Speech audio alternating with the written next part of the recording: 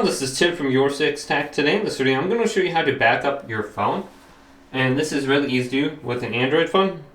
So if you want to back it up to your Google account, swipe down from the top, go to Settings, then scroll on down to System, and then we have the option for backup right there.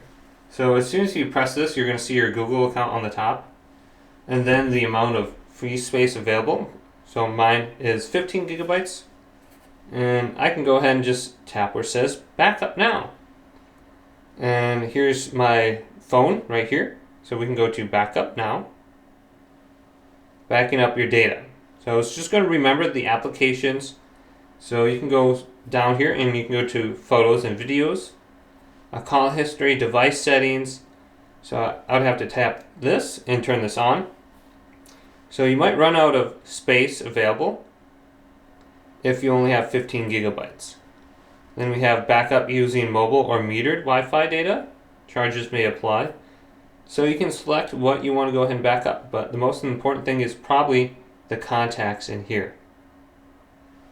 So hopefully this video did indeed help you out. If it did, leave it a big thumbs up and subscribe to my channel down below for more tech videos coming up next on YourSixTech.